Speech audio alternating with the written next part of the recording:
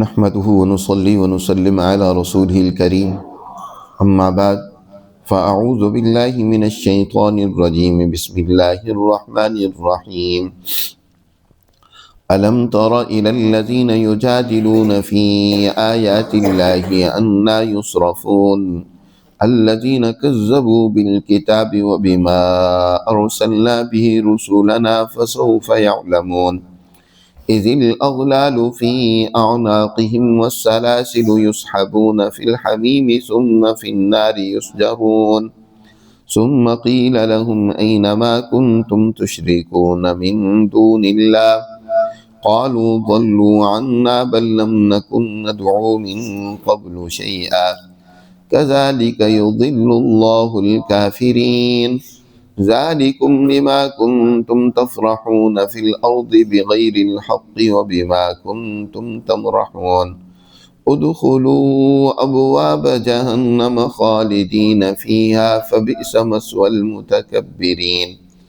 فاصبر إن وعد الله حق فإما نرينك بعض الذي نعدهم أو نتوفينك فإلينا يرجعون وَلَقَدْ أَرْسَلْنَا رُسُلًا مِّن قَبْلِكَ مِنْهُمْ مَنْ قَصَصْنَا عَلَيْكَ وَمِنْهُمْ مَنْ لَمْ نَقْصُصْ عَلَيْكَ وَمَا كَانَ لِرَسُولٍ أَنْ يَأْتِيَ بِآيَةٍ إِلَّا بِإِذْنِ اللَّهِ فَإِذَا جَاءَ أَمْرُ اللَّهِ قُضِيَ بِالْحَقِّ وَخَسِرَ هُنَالِكَ الْمُبْطِلُونَ صدق اللہ العظیم۔ یہ سورۃ المؤمن کا 8واں رکوع ہے۔ اس سورہ مبارکہ میں اللہ سبحانہ و تعالی نے کافرین اور مبتلین کے بار بار جدال کا تذکرہ کیا ہے کہ جب ان کے سامنے اللہ کی آیات و تعلیمات آتی ہیں تو بغیر کسی وجہ کے ناحق ایک جدل و جدال، بحث و مباحثہ، یہ ان کا وتیرہ اور عادت بن چکی ہے۔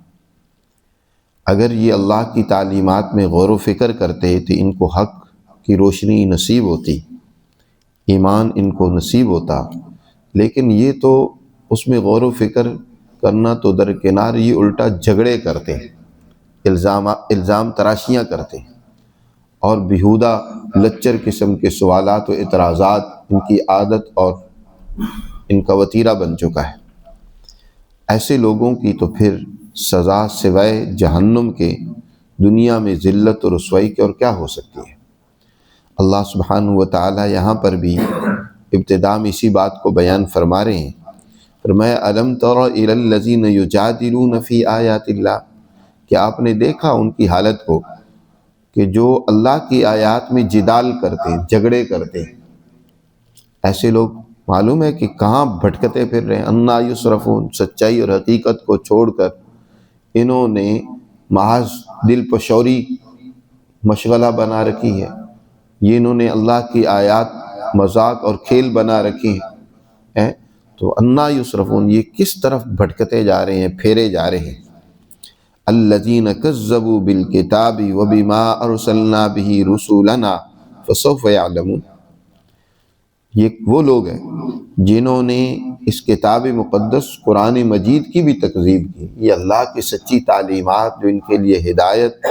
اور سراپہ رہنمائی بن کر آئی ہیں، انہوں نے اللہ کی ان تعلیمات کو جھٹلا دیا۔ اور وَبِمَا أَرْسَلْنَا بِهِ رُسُولَنَا، اور اسی طرح ان تعلیمات کو بھی جھٹلا دیا جن کو لے کر ہمارے رسول آئے،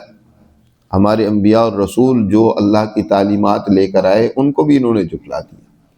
پہلی الہی کتابوں کا بھی انکار کر دیا انہوں نے، اس کتاب کا بھی انکار کیا۔ یا دوسرا مطلب یہ بھی ہے کہ انہوں نے اس کتاب کا بھی انکار کیا اور اس بنیادی تعلیم کا جو انبیاء لے کر آئے، یعنی اللہ کی وحدانیت اور توحید، کیونکہ اللہ کا ہر نبی دنیا میں دو چیزیں لے کر آتا ہے۔ ایک طرف اللہ کی توحید اور وحدانیت کو بیان کرتا ہے، جیسے کہ قرآن نے خود دوسری جگہ پر فرمایا کہ ہم نے انبیاء کو اس لیے بھیجا ہے تاکہ وہ دنیا میں وما ارسلنا من رسول الا نوحی الیہ انہ لا الہ الا انا فاعبدون، ہم نے جو بھی رسول بھیجا اس کی طرف یہ پیغام ہم نے اس کو دیا، بھیجا اس کی طرف پیغام کہ لا الہ الا انا، اللہ کے سوا کوئی معبود نہیں ہے، لہٰذا بندگی اور اطاعت صرف اللہ کی ہونی چاہیے۔ ہر نبی نے آ کر یہ بات لوگوں کو سمجھائی تو انہوں نے اس کا بھی انکار کر دیا، اللہ کی توحید اور وحدانیت کا، رسولوں کی اتباع اور پیروی کا، اللہ کی بندگی کا انہوں نے انکار کر دیا، اس کی تکذیب کی۔ اور دوسری بات جو انبیاء اور رسول دنیا میں لے کر آئے وہ عدل و انصاف کی ہے۔ انسانی معاشروں میں انصاف قائم ہونا چاہیے، جس کا تذکرہ سورہ حدید میں اللہ نے ارشاد فرمایا لَقَدْ أَرْسَلْنَا رُسُلَنَا بِالْبَيِّنَاتِ وَأَنزَلْنَا مَعَهُمُ الْكِتَابَ وَالْمِيزَانَ لِيَقُومَ النَّاسُ بِالْقِسْطِ، ہم نے انبیاء اور رسولوں کو واضح تعلیمات دے کر بھیجا ہے اور میزان عطا کیا انہیں تاکہ لیقوم الناس بالقسط، وہ انسانیت میں عدل و انصاف قائم کریں۔ تو ان ظالموں نے اس انصاف کا انکار کر دیا، یہ نہیں چاہتے کہ انسانیت کے درمیان میں انصاف پیدا ہو، یہ اپنے مفادات کو، جیسے کہ پیچھے گزرا ہے کہ ان کے دلوں میں جو تکبر ہے، ان فی صدورہم الا کبرم، یہ جو بڑائی اور چودراہٹ اور وڈیرا پن ہے اس کو چھوڑنے کے لیے تیار نہیں ہے، اس وجہ سے آپ کی تکذیب کرتے ہیں جی۔ ما ہم ببالغی، یہ ان کا مقصد پورا نہیں ہوگا۔ تو اللہ نے یہاں بیان فرمایا کہ آپ نے ان لوگوں کی حالت دیکھی جو کہ اس کتاب الہی کی بھی تکذیب کر رہی ہیں، اور جو چیز، جو تعلیم ہمارے رسول لے کر آئے اس کو بھی جھٹلا رہے ہیں۔ فسوف یعلمون، جلدی ان قریب انہیں پتہ چل جائے گا کہ انہوں نے کیا کیا دنیا میں۔ کل قیامت کے دن ہے اذ الاغلال فی اعناقہم، جی ان کی گردنوں میں طوق ہو، اغلال غل کی جمع ہے جس کا معنی طوق جو گردن میں ڈالا جاتا ہے، والسلاسل سلسلہ کی جمع ہے وہ زنجیر جو پاؤں میں ڈالی جاتی ہے۔ تو اغلال اعناق میں ہوں گے، سلاسل ارجل میں ہوں گے، پاؤں میں ہوں گے، اور یسحبون، پھر انہیں گھسیٹا جائے گا، یسحبون گھسیٹا جائے گا، فی الحمیم، اور گرم کھولتے ہوئے پانی کی طرف ان کو لایا جائے گا۔ ان کو جب پیاس شدت کی لگے گی، پانی مانگیں گے تو پھر ان کو گھسیٹ کر جہنم کے ایک چشمے پر لایا جائے گا جس کا پانی انتہائی کھولتا ہوا ہوگا، اور جب وہ پانی اس کا پئیں گے تو ان کے اندر کو وہ جھلسا کے انتڑیوں کو گلا کر باہر نکال دے گا۔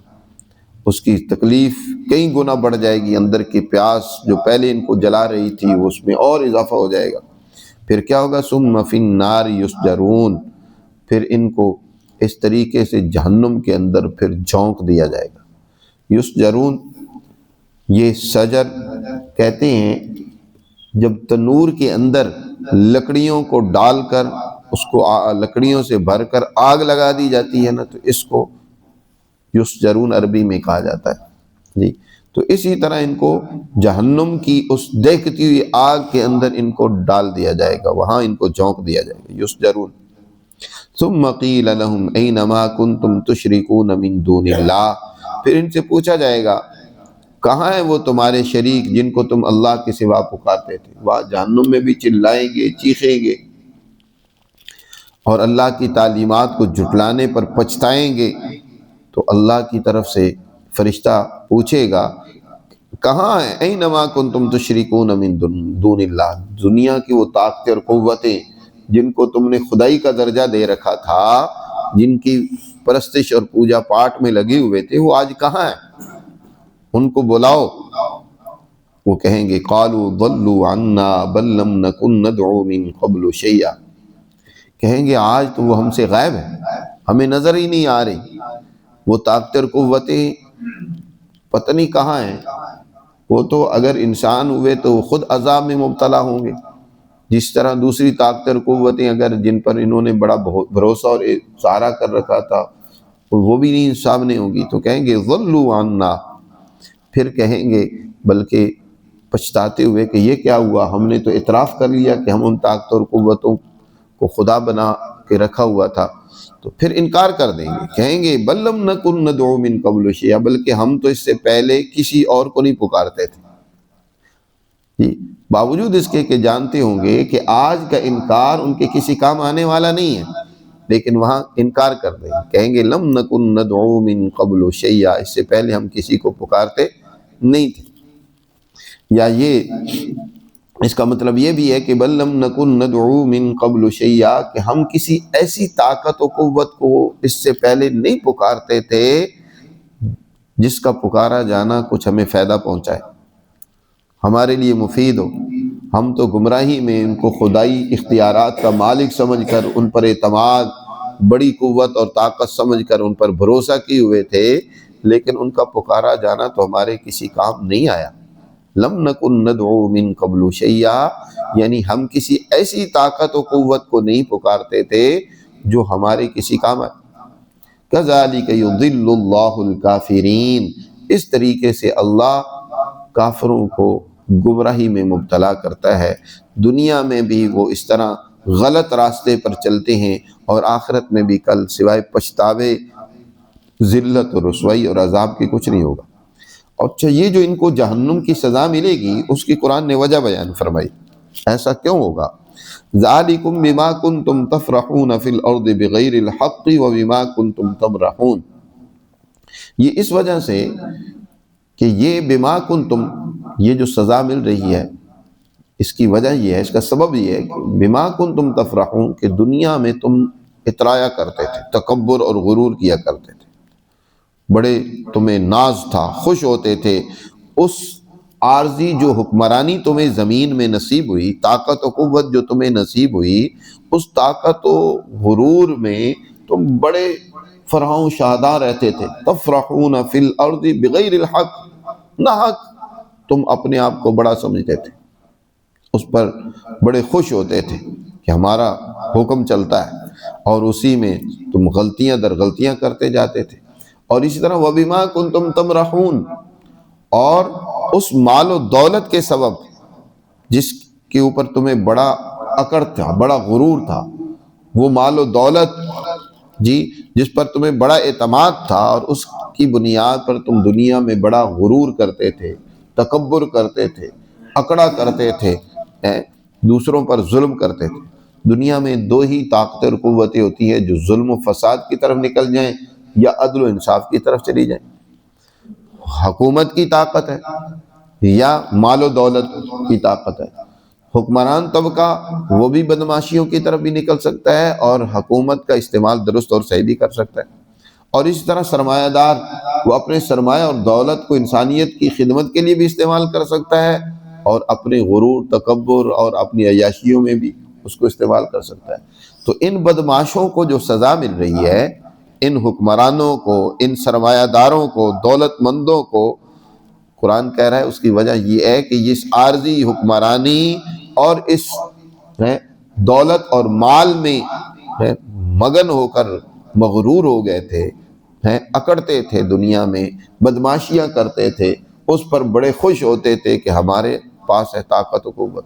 تو یہ اس کا بدلہ ہے، ذالکم بما کنتم، جی ذالکم یہ اس لیے ہے کہ بما کنتم تفرحون فی الارض بغیر الحق، نہ حق زمین میں عارضی حکمرانی جو تمہیں ملی تھی وہ تمہارا حق بھی نہیں تھا۔ نبی کریم صلی اللہ علیہ وسلم نے ارشاد فرمایا، دنیا میں زوال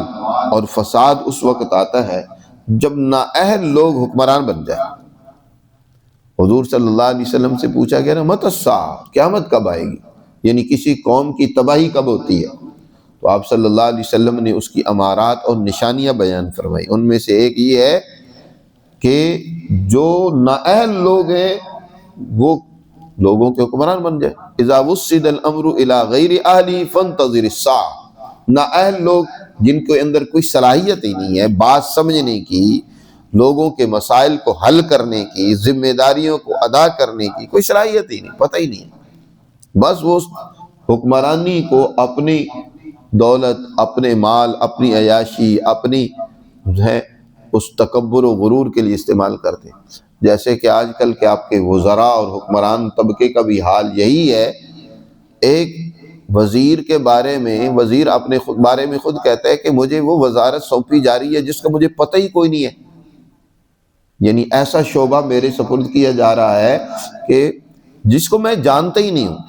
اب اس کو سمجھا رہے ہیں، سپیکر صاحب بھی سمجھا رہے ہیں، قومی اسمبلی کے اور ممبران بھی سمجھا رہے ہیں کہ وہ یہ چیز ہوتی ہے، فلاں ہوتی ہے، تو ایک کام کا پتہ ہی نہیں ہے کہ کرنا کیسے ہے،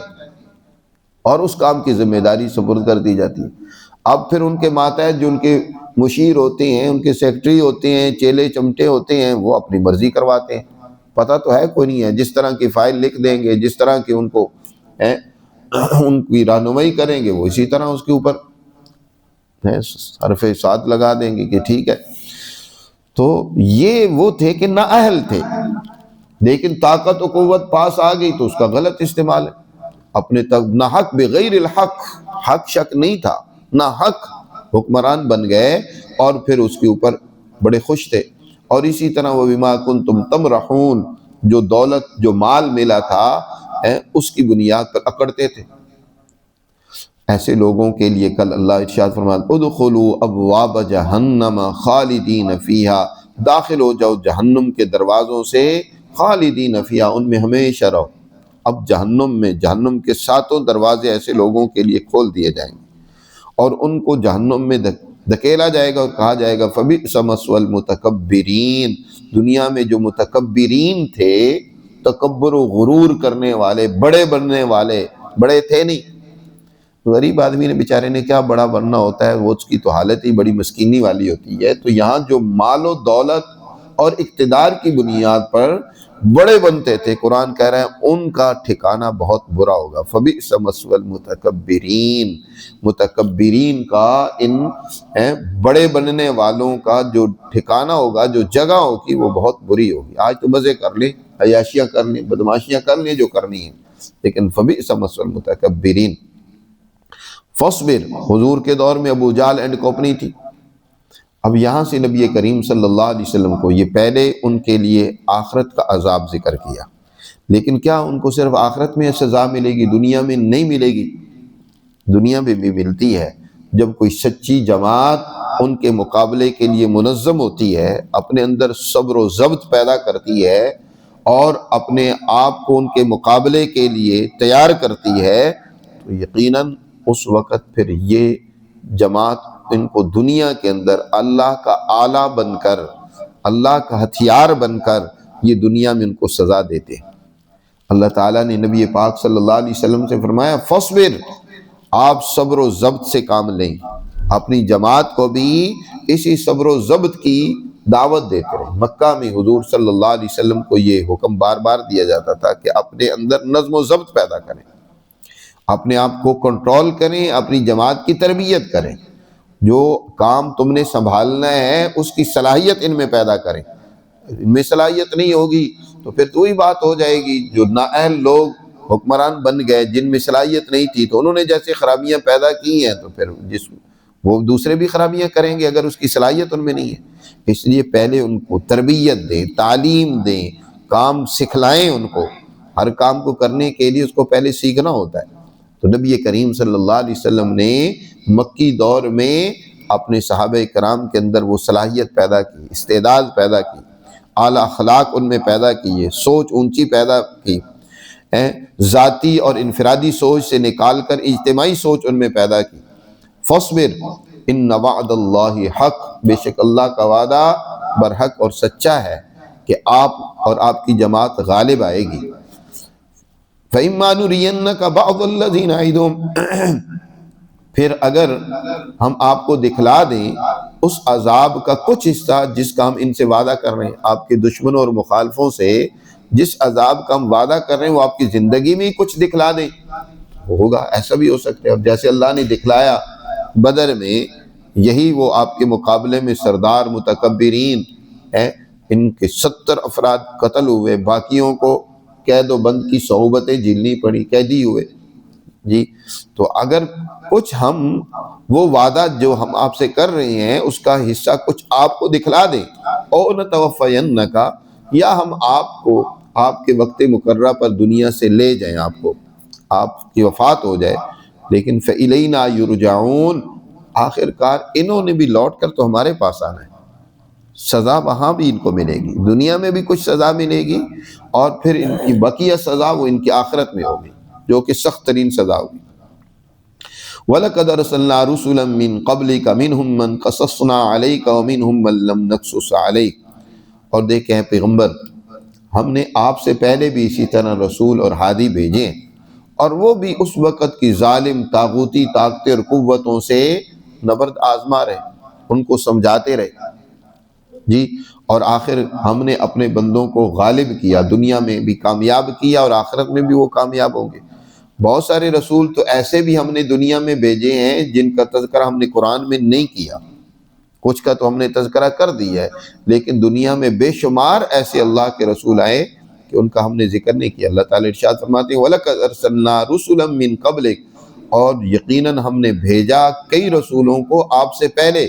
مِنْهُمْ مَنْ قَصَصْنَا عَلَيْكَ، ان میں سے کچھ کا تو تذکرہ ہم نے آپ سے کر دیا، ان کے واقعات بیان کر دیے آپ سے قرآن میں، وَمِنْهُمْ مَنْ لَمْ نَقْصُصْ عَلَيْكَ، اور ان میں سے کچھ وہ بھی ہیں جن کا تذکرہ ہم نے آپ کے سامنے نہیں کیا، قرآن میں ان کا ذکر نہیں کیا، ایسے بھی رسول ہیں۔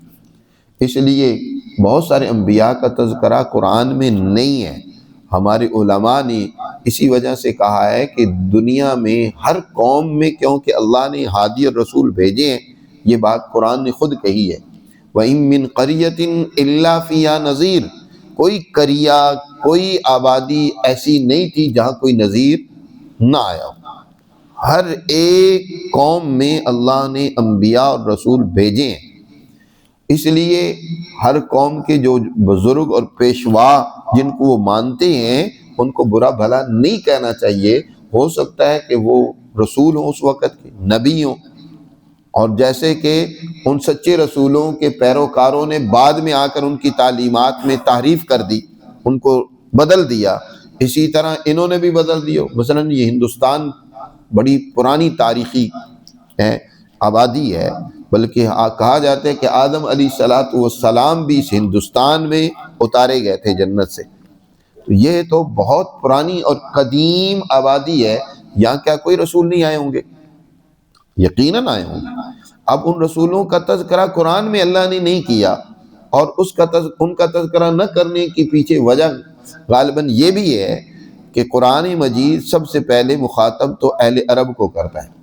اور اہل عرب دنیا کے دیگر قوموں کے پیغمبروں کو جانتے نہیں تھے، جن کو وہ جانتے تھے اللہ نے مثالیں ان کی دے کر سمجھایا۔ انبیاء کا تذکرہ در حقیقت مثالیں دے کر سمجھانے کے لیے، تو جس مثال کو بندہ جانتا ہو، جس پیغمبر کو جانتا ہو، اس کی تو مثال دی جائے گی تو بندے کو سمجھ آئے گی۔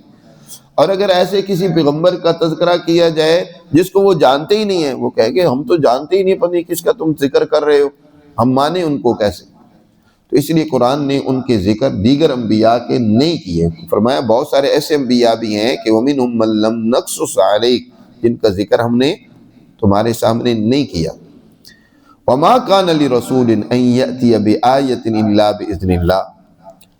حضور صلی اللہ علیہ وسلم کے پاس بعض کفار آتے اور ان سے معجزات طلب کرتے آپ سے کہ آپ یہ کریں کہ یہاں آپ پانی کا چشمہ جاری کر دیں، یہاں باغات فوراً لگ جائیں اور پھلدار بھی ہو جائیں، اس طرح کے طرح طرح کے معجزات کا مطالبہ کرتے۔ تو اللہ سبحانہ وتعالیٰ نے فرمایا یہ آپ سے مطالبہ نہیں کیا جا رہا، پہلے رسولوں سے بھی اس طرح کے مطالبے کیے جاتے تھے، لیکن کیا یہ معجزے کو ایک کھیل سمجھتے ہیں کہ جب چاہ پیغمبر نے وہ دکھلا دیا اور جب چاہ نہیں؟ یہ معجزات دکھلانا یہ بھی اللہ کی مرضی اور اذن سے ہوتا ہے، اس کی اجازت سے ہوتا ہے۔ جب اللہ اجازت دیتا ہے تو اس وقت پیغمبر جو ہے وہ معجزے کو ظاہر کرتے ہیں، اور وہ معجزہ بھی در حقیقت آخری تنبیہ ہوتی ہے کسی قوم کے لیے۔ آخر میں پیغمبر اپنے معجزات دکھلاتے ہیں زیادہ تر، کہ اب جب اس معجزے کو وہ نہیں مانتے تو پھر اللہ کا عذاب اور سزا ان پر آتی ہے۔ اس لیے عام طور پر انبیاء معجزات زیادہ نہیں دکھلاتے، کیونکہ معجزے کے بعد پھر اللہ کا عذاب اس قوم پر، اس پر تباہی و بربادی آتی ہے۔ اسی کو یہاں قرآن نے بیان فرمایا وَمَا كَانَ لِرَسُولٍ أَن يَأْتِيَ بِآيَةٍ إِلَّا بِإِذْنِ اللَّهِ، اور نہیں ہے کسی رسول کے لیے یہ کہ لائے وہ کوئی آیت یا نشانی مگر اللہ کی اجازت سے۔ جب اللہ اجازت دیتا ہے تو وہ پیش کرتے ہیں، لے آتے ہیں کوئی نشانی یا معجزہ۔ اور پھر فَإِذَا جَاءَ أَمْرُ اللَّهِ، جب اللہ کا امر آ جاتا ہے نا جی، جب وہ معجزے کو دیکھ کر بھی نہیں مانتے، جیسے کہ سمودیوں نے حضرت صالح علیہ السلام کے اس معجزے کی مخالفت کی، وہ اونٹنی اس کے خونچے کاٹ دیے جی، تو پھر کیا ہے، اللہ کا عذاب ان پر آیا، انہوں نے اس معجزے کو گویا کہ جھٹلا دیا، اس کی توہین کی۔ تو اسی طرح پھر فَإِذَا جَاءَ أَمْرُ اللَّهِ، جب اللہ کا امر آتا ہے تو قُضِيَ بِالْحَقِّ، پھر حق کے ساتھ فیصلہ کر دیا جاتا ہے، اور وہ وقت مبتلین کا بہت ہی برا اور تباہی و بربادی والا ہوتا ہے۔ وَخَسِرَ هُنَالِكَ الْمُبْطِلُونَ، اور اس وقت جو ہے مبتلون جو باطل پرست ہوتے ہیں وہ انتہائی خسارے میں چلے جاتے ہیں، تباہی و بربادی میں چلے جاتے ہیں، ان کے لیے بڑا خسارہ اس وقت ہوتا ہے۔ تو اس طریقے سے اللہ سبحانہ وتعالی نے اس رکوع میں مسلمان جماعت کو بھی یہ بات سمجھائی ہے، اور جو مجادلین ہیں، جو مبتلین اور منکرین ہیں، کافرین ہیں، متکبرین ہیں، ان کو بھی تنبیہ کی ہے کہ اپنے ان تکبر و غرور سے اور اس ظلم و زیادتی سے اور انکار و تکذیب سے باز آؤ، وگرنہ دنیا میں بھی اللہ کا عذاب تم پر آئے گا، اور آخرت میں تو سخت ترین سزا کا تمہیں سامنا کرنا پڑے گا۔ اللہ ہمیں سمجھ نصیب فرمائے اور اپنے احکامات پر عمل کی توفیق دے۔ الحمدللہ رب العالمین والصلاة والسلام علی حبیبی محمد وعلی آلہ واصحابہ اجمعین۔ اللہم اصبحنا واصبح الملک للہ رب العالمین۔ اللہم انا نسألک خیر هذا اليوم فتحہ ونصرہ ونورہ وبرکتہ وہداہ، ونعوذ بک من شر ما فیہ وشر ما بعد۔ اللہم بک اصبحنا وبک امسینا وبک نحیا وبک نموت والیک النشور۔ اللہم انا نسألک العفو والعافیة فی دیننا ودنیانا واہلنا ومالنا۔ اللہم استر عوراتنا وآمن روعاتنا۔ اللہم احفظنا من بین یدینا ومن خلفنا، ونعوذ بعظمتک ان نغتال من تحتنا۔ رب اغفر وارحم وانت خیر الراحمین، رب اغفر وارحم وانت خیر الراحمین۔ وصلی اللہ تعالی علی خیر خلقہ محمد وعلی آلہ وسلم۔